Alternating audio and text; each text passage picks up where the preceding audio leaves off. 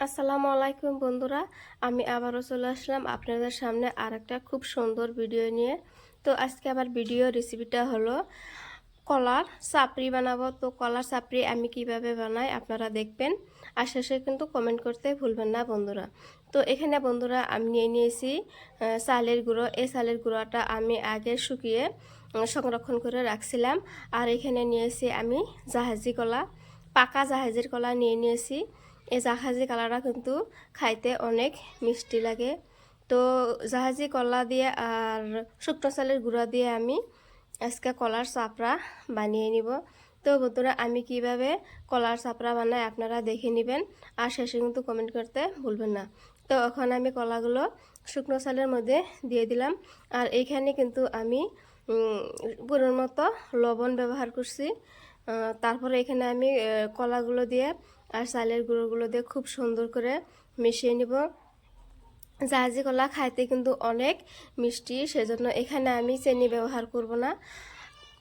যারা বেশি মিষ্টি খান তারা কিন্তু এখানে চিনি ব্যবহার করতে পারেন। তো আমি এখানে বেশি মিষ্টি খাইতে ভালোবাসি না, সেজন্য আমি মিষ্টির পরিমাণটা কম করে রাখবো। তারপরে আমি জাহাজি কলা দিয়ে আর চালের গুঁড়োর সঙ্গে ভালো করে মিশিয়ে নেব, খুব সুন্দর করে একটা ডো বানিয়ে নেব। আর এখানে বন্ধুরা আমি কিন্তু পানি ব্যবহার করব না। আর বন্ধুরা আমার কিছু কলার প্রয়োজন ছিল, তারপরে আমি ছিলিয়ে আরও কিছু কলা দিয়ে দিলাম এর উপরে। কারণ এখানে আমি পানি ব্যবহার করব না, সেজন্য কলা দিয়ে আমি একটা মাখো মাখো করে ডো বানিয়ে নিব। ডোটা কিন্তু একদম শক্ত হইতে যাব না, যে রুটি যেমন বানায় ওই রকম শক্ত হইতে যাব না, মানে একটু নরম হতে হবে।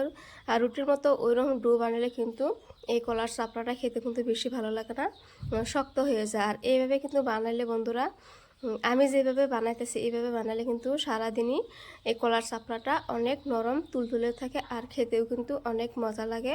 আর বন্ধুরা এটা বাচ্চারা খেতে কিন্তু অনেক ভালোবাসে। আর দেখতে পাচ্ছেন কলাগুলো আমি একটু মাখো মাখো করে রেখে দিব, একদম গালিয়ে নিব না।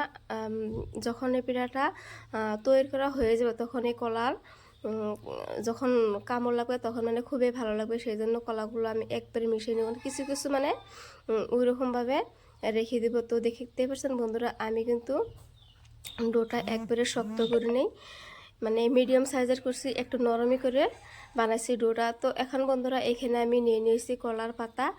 তো কলার পাতাটা আমি খুব সুন্দর করে শুকনো একটা কাপড় দিয়ে কলার পাতার উপরে যেগুলো ধুলিবালি থাকে ওইগুলো আমি খুব সুন্দর করে সারিয়ে নেব। সারিয়ে এটা ধুয়ে নেওয়া যায়। তো আমি এটা খুব কাপড় দিয়ে খুব সুন্দর করে ময়লাগুলো সাফা করে নিয়ে নিলাম। তারপরে বন্ধুরা এখানে আমি যে ডোটা বানিয়েছিলাম ওইটা দিয়ে দিব। তো কিভাবে আমি দিয়ে দেই আর কতটুকু মোটা রাখি বা কতটুকু পাতলা রাখি সেটা আপনাদেরকে আমি দেখিয়ে দিব। খুব সুন্দর একটা রেসিপি এরা, যারা গ্রামে থাকে তারাই জানে এই রেসিপিটা। আর এই কলার চাপড়িটা খেতে কিন্তু খুবই ভালো লাগে। তো বন্ধুরা এখানে আমি এই ডোটা দিয়ে দিলাম। দেখতে পাচ্ছেন বন্ধুরা ডোটা কিন্তু একদম নরম হয়েছে, আর মানে বেশি শক্ত হয় নাই। তো এইভাবে বানিয়ে কিন্তু বন্ধুরা এই কলার চাপড়াটা খাওয়া যায়। আর এখানে আমি মিডিয়াম সাইজের করে ডোটা দিয়ে দেবো, একদম বেশি পাতলাও করব না, মোটাও করব না। তো এখানে আমি এখন আরেকটা কলার পাতা দিয়ে খুব সুন্দর করে ঢেকে দেব। তো বন্ধুরা কে কে এভাবে কলার চাপড়ি বানিয়ে খাইছেন বাসায় প্লিজ কমেন্ট করে জানাবেন।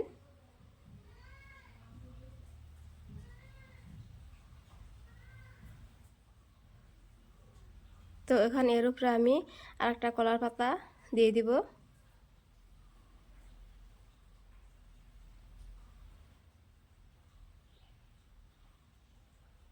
হাতে একটু আমি চেপে চেপে দিয়ে দিলাম, যাতে এই ডোটার উপরে কলা পাতাটা খুব সুন্দর করে লেগে ধরে। তারপরে আমার এই তাওয়াটা আগে থেকে আমি গরম দিয়ে রাখছিলাম, তো তাওয়াটা গরম হয়ে গেছে। আর পিঠাটা আমি উল্টে পাল্টে দিয়ে দিব। উল্টে পাল্টে দিয়ে কলার পাতাটা একটু পোড়া পোড়া হলে তারপরে আমি কলার পাতাটা নামিয়ে নিব। তো ততক্ষণ আমি আরও পিঠার রেডি করব।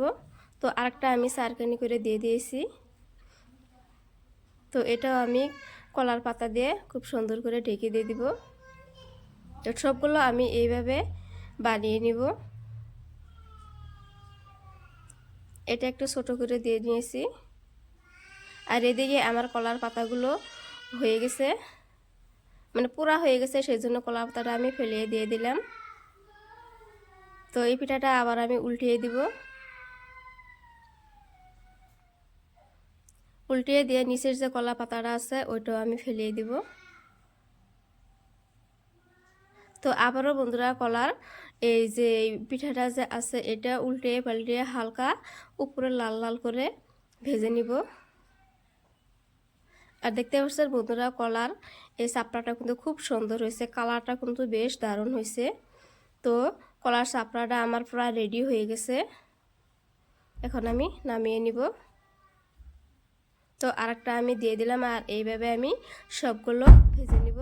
আর দেখতে পাচ্ছেন বন্ধুরা আমার কলার চাপড়াটা কত সুন্দর কালার আছে। আর দেখতে পাচ্ছেন এখানে কিন্তু আমি বেশি মোটাও করি না, আবার বেশি কিন্তু পাতলাও করি না। তো বন্ধুরা এইভাবে বানিয়ে আপনারা বাসায় ট্রাই করে খেয়ে দেখতে পারেন, খেতে কিন্তু অনেক মজা লাগে। তো মাঝে মাঝে এইভাবে যে কোনো ধরনের পিঠা বানিয়ে খাইলে কিন্তু খুবই ভালো লাগে। তো বন্ধুরা আজকে আমার রেসিপিটা কেমন হলো প্লিজ কমেন্ট করে জানাবেন।